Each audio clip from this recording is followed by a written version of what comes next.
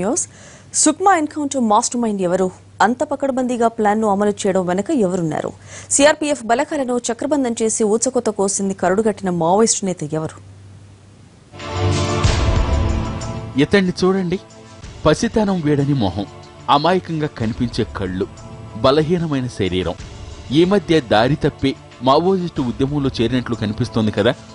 కానీ ఇతను అలాంటి కరడుగట్టిన మావోయిస్టు కాదు. సుక్మాలో 25 మంది జవాన్ల ఊచకోత వెనుక మాస్టర్ మైండ్ ఇతనే. ఇతని పేరు మాడ్వీ హిద్మా. వయసు 24 ఏళ్లే.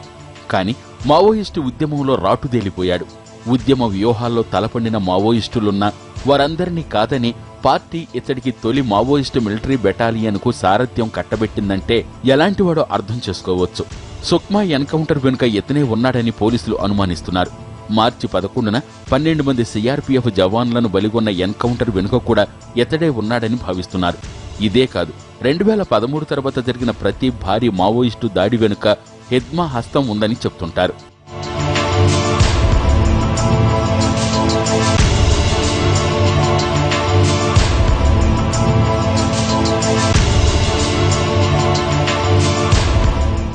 హిద్మాకు హిడమాలు, సంతోష్ అనే పేర్లు కూడా ఉన్నాయి. దక్షిణ సుక్మా జిల్లాలోని పొరవటి గ్రామంలో పుట్టాడు. చిన్న వయసులోనే తుపాకీ పట్టాడు. బస్తర్ ప్రాంతంలో కరడుగట్టిన నేతగా కొద్ది కాలంలోనే ఎదిగాడు. దక్షిణ సుక్మా, దంతెవాడ, బీజాపూర్ జిల్లాల్లో ఇతనుకున్న పట్టు ఎలాంటిదంటే బలగాలు ఎక్కడ్నుంచి ఎటు కదిలినా చిటికలో తెలిసిపోతుంది. అంత ఇన్ఫార్మర్ వ్యవస్థ ఇతనుకుంది. భూమి హక్కులు, గిరిజన హక్కుల గురించి చాలా పోరాడాడు. చాలా మందికి ఇతను దేవుడు. అతని చుట్టూ ఎప్పుడూ రక్షణ వలయంలా గిరిజన యువకులు, అతని స్నేహితులు తుపాకులతో ఉంటారు. హిద్మాను పట్టుకోవడానికి పోలీసులు ప్రత్యేక ప్రయత్నాలు చేశారు. కానీ సాధ్యం కాలేదు.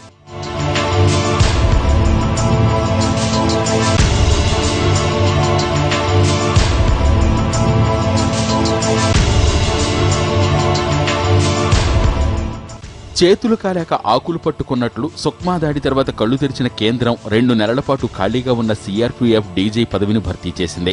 దీంతో పాటు వ్యవస్థాగతమైన లోపాలు, పోరాట వ్యూహాలపై సమీక్షలు జరుపుతోంది.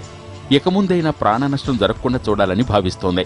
ఎంతో కాలంగా పోరాటం చేస్తున్న బస్తర్ ప్రాంతంపై బలగాలు పట్టు సాధించలేకపోతున్నాయి. ఇన్ఫార్మర్ల వ్యవస్థ అసలే లేదు. దాదాపు 300 మంది మావోయిస్టులు వేచి చూస్తున్నా కనీసం పోలీసులకు ఎలాంటి క్లూ కూడా అందలేదు. దాడి జరిగిన కొద్దిసేపటికే వారు ఎలా మాయమయ్యారన్నది కూడా అర్థం కావట్లేదు. వరుస దాడులతో బలగాల నైతిక స్థైర్యం బాగా దెబ్బతింది. ఇక్కడ పనిచేయడం కంటే కాశ్మీర్లో పనిచేయటమే బెటర్ అని కొంతమంది జవాన్లు చెప్తున్నారంటే పరిస్థితి ఎంత దారుణంగా ఉందో అర్థమవుతోంది. ఎప్పటికైనా ఉన్నతాధికారులు స్పందించి స్థైర్యాన్ని నింపకపోతే మావోయిస్టులపై పట్టు సాధించడం బలగాలకు సాధ్యం కాదు.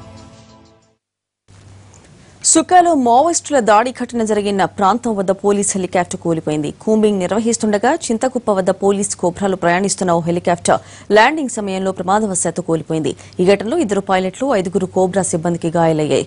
2 రోజుల క్రితం ఈ ప్రాంతంలో మావోయిస్టులు దాడి చేసి 25 మంది సిఆర్పీఎఫ్ ను బలి తీసుకున్నారు.